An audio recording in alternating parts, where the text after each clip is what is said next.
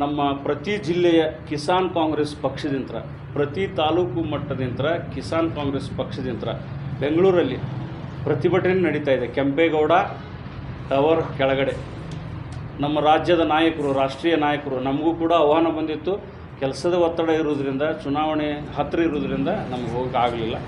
So Bharat ಸಂವಿಧಾನದ 14 ಮತ್ತು 21ನೇ ವಿಧಿಯಡಿಯಲ್ಲಿ ಖಾತ್ರಿಪಡಿಸಲಾದ ಕರ್ನಾಟಕದ ಜನರ ಮೂಲಭೂತ ಹಕ್ಕುಗಳನ್ನು ಮೇಲ್ನೋಟಕ್ಕೆ ಉಲ್ಲಂಘಿಸಿದ್ದ ಕೇಂದ್ರ ಸರ್ಕಾರ, ಇದಲ್ಲದೆ ಕೇಂದ್ರ ಸರ್ಕಾರದ ಆಕ್ಷೇಪಾರ್ಹ ಕ್ರಮವು ವಿಪತ್ತು ನಿರ್ವಹಣಾ ಕಾಯ್ದೆ 2005 ಶಾಸನಬದ್ಧ ಯೋಜನೆ, ಬರ ನಿರ್ವಹಣೆಯ ಕೈಪಿಡಿ ಮತ್ತು ರಾಜ್ಯಕ್ಕೆ ವಿಪತ್ತು ಪ್ರತಿಕ್ರಿಯೆ ನಿಧಿ ಮತ್ತು ರಾಷ್ಟ್ರೀಯ ವಿಪತ್ತು ಪ್ರತಿಕ್ರಿಯೆ ನಿಧಿಯ ಸಂವಿಧಾನ ಮತ್ತು ಆಡಳಿತ ಮಾರ್ಗಸೂಚಿಗಳನ್ನು ಕೇಂದ್ರ ಸರ್ಕಾರ ಸಂಪೂರ್ಣವಾಗಿ ಉಲ್ಲಂಘಿಸಿದೆ.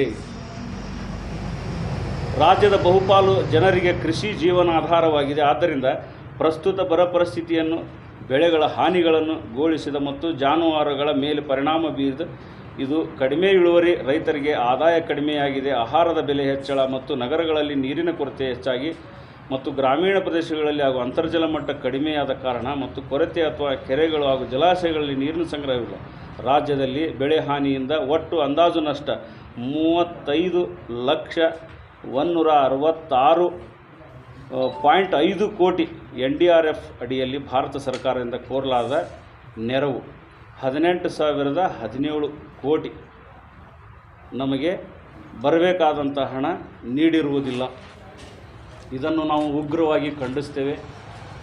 ಇವತ್ತು ಕೇಂದ್ರ ಸರ್ಕಾರ ಅತ್ಯಂತ ದುಸ್ಸಾಹಸಕ್ಕೆ ಕೈ ಹಾಕಿ ಜನರ ಮೇಲೆ ಪರಿಣಾಮ ಬೀರುವಂಥ ಪರಿಣಾಮಕಾರಿ ಆಡಳಿತವನ್ನು ನಡೆಸ್ತಾ ಇದೆ.